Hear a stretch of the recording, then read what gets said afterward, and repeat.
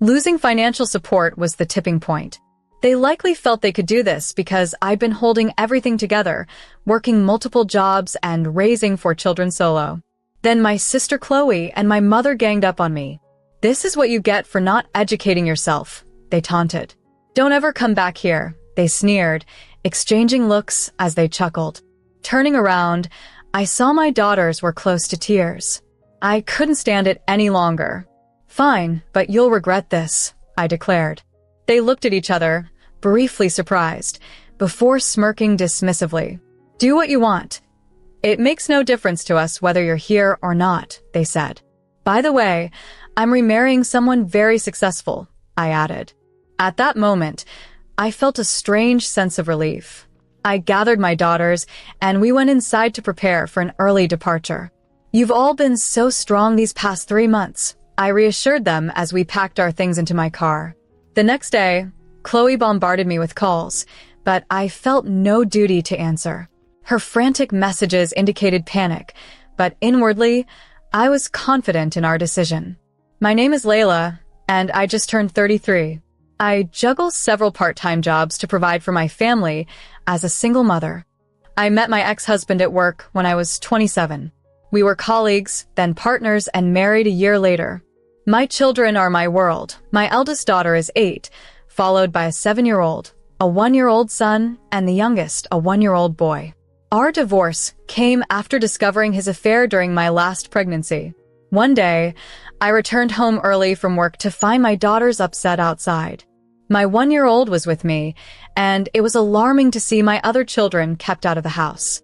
Inside, my ex had invited his new girlfriend over and told the girls to stay outside. It was winter, and they were supposed to come home by 6:10 p.m. as instructed by their school, but they found themselves displaced and confused at the door. The betrayal was too much, and furious at his disregard for our family, I demanded a separation.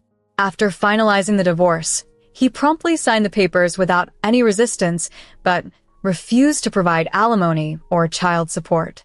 He absconded with his partner, and since the house was inherited by him, I had no choice but to vacate with our children and settle into an apartment. This upheaval significantly impacted my health and eventually led to the loss of my job. Previously, I had resigned from my position upon our marriage, and he also left his job, possibly to evade detection. They both ceased all forms of contact, leaving me in a state of despair and anger. Nonetheless, I was determined to provide for my children. To make ends meet, I took up multiple part-time jobs. By day, I worked as a cafe shop and stocked shelves at a drugstore. To supplement my income, I also worked nights occasionally at a friend's bar.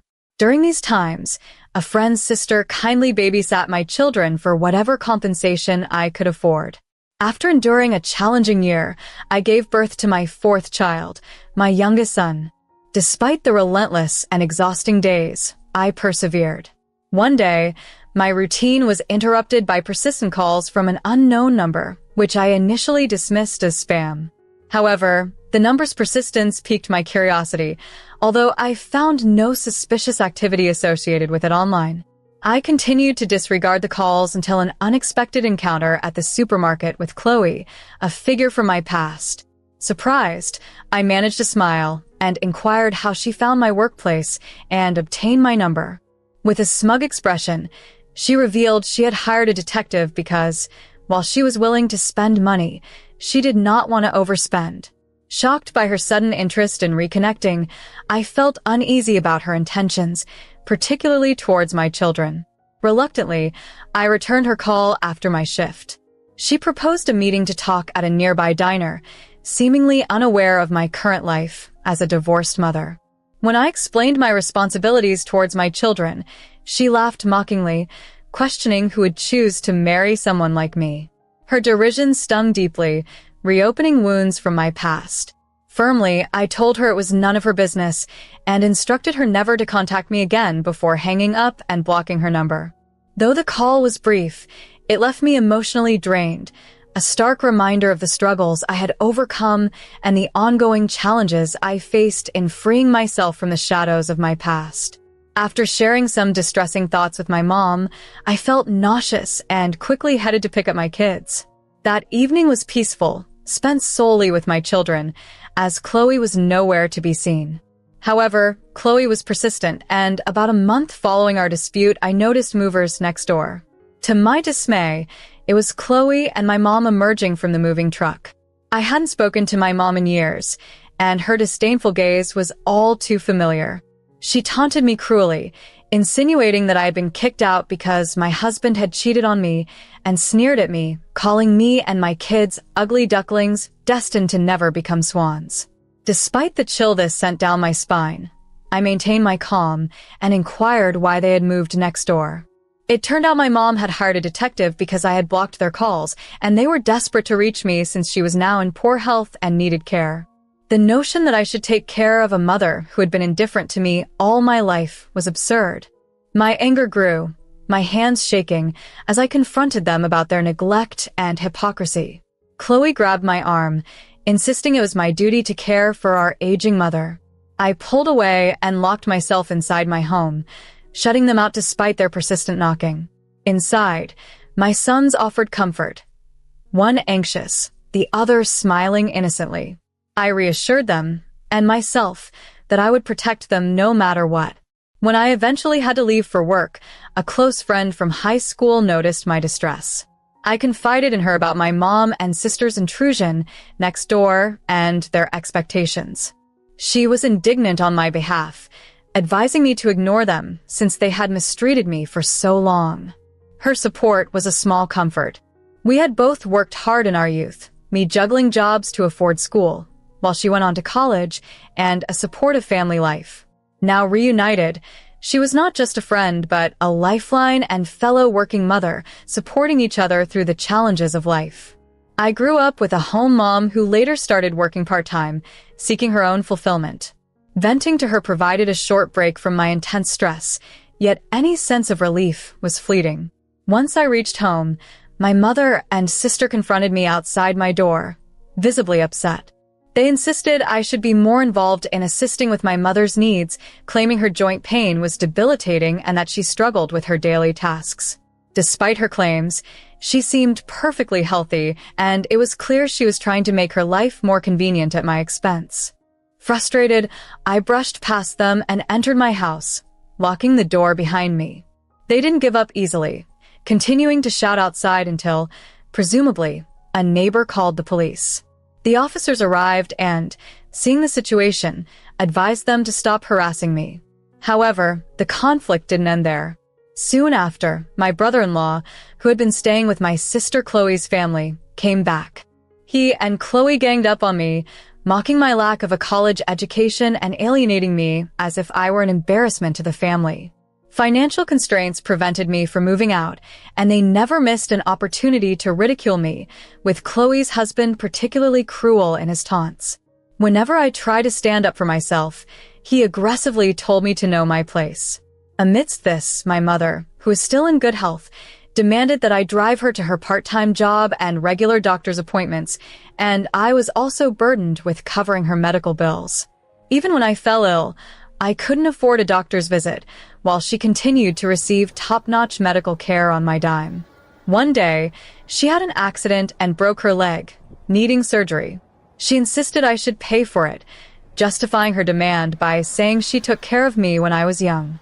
Her reasoning felt outrageous considering she rarely incurred any significant expenses on my behalf during my upbringing. Her demands left me feeling trapped and helpless. Despite her financial stability, she offered me minimal support growing up. In contrast, Chloe enjoyed many privileges like private schooling, music lessons, and tutoring. My mother rarely attended any school events I participated in, reserving her presence for Chloe, including her high school graduation. I managed to graduate with decent grades despite having to pay my own tuition and work part-time, thanks to encouragement from my high school counselor. Yet, my mother's refusal to financially support my aspirations for higher education left me unable to pursue my dreams further. Leaving my childhood home behind marked the start of a new chapter in my life, one where I could finally escape the stifling control of my mother. For the first time, I was free to make my own choices, including simple ones like buying my own clothes instead of wearing the worn-out garments passed down from my sister, Chloe. While I was forging my own path, Chloe continued to bask in our mother's unwavering favoritism. Despite the freedom, my life was not without its struggles.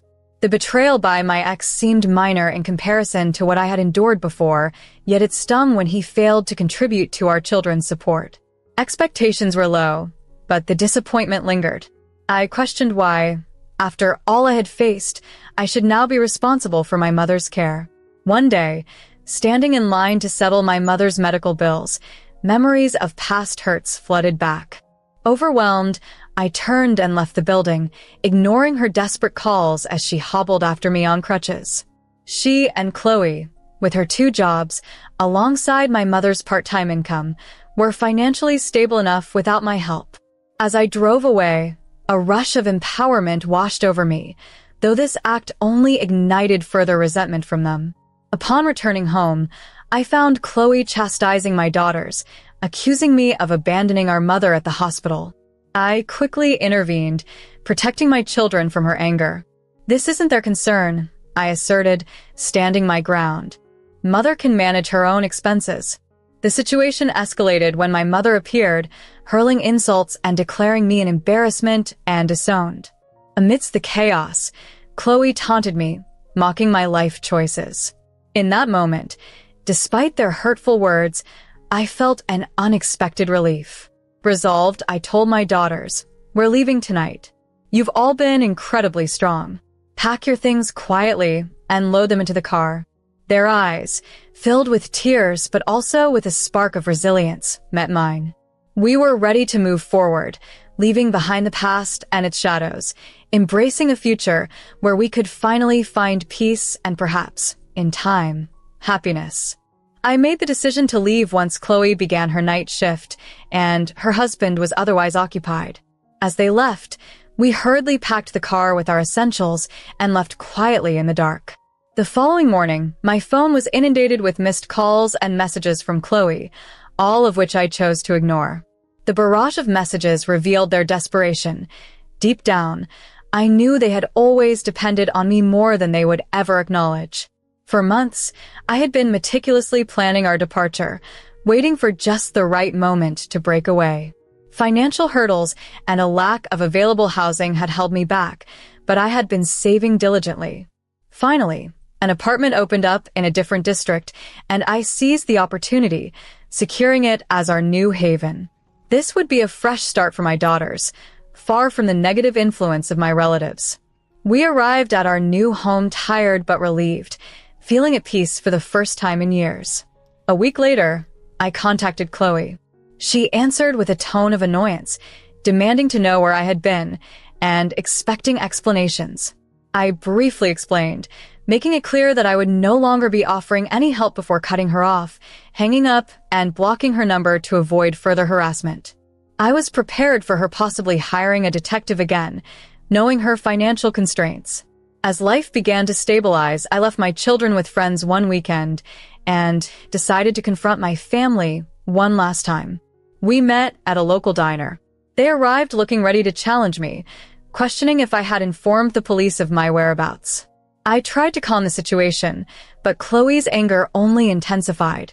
My mother, however, suddenly softened, calling me sweetheart and lamenting that she hadn't meant her harsh words, asking for a financial loan under the guise of family ties.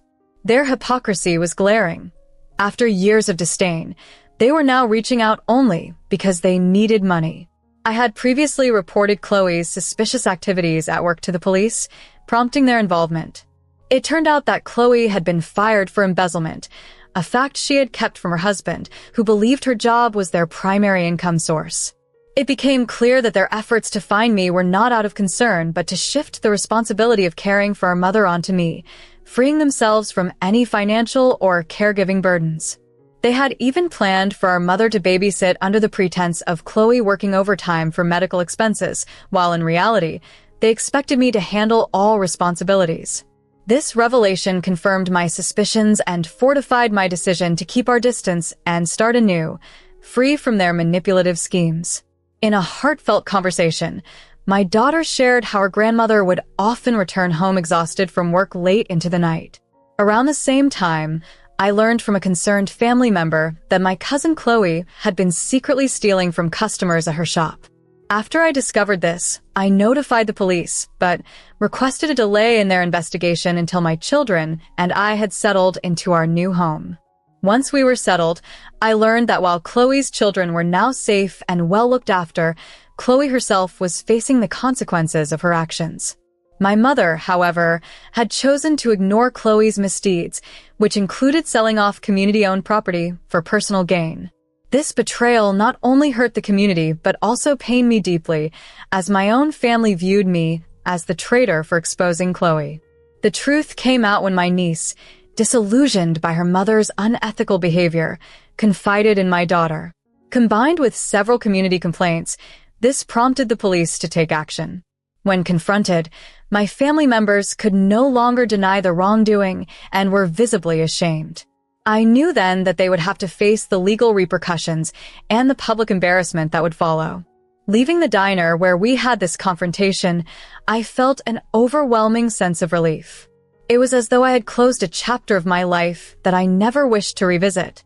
At home, my children played joyfully, oblivious to the family drama that had just concluded, and for the first time in a long time, I felt a genuine sense of peace.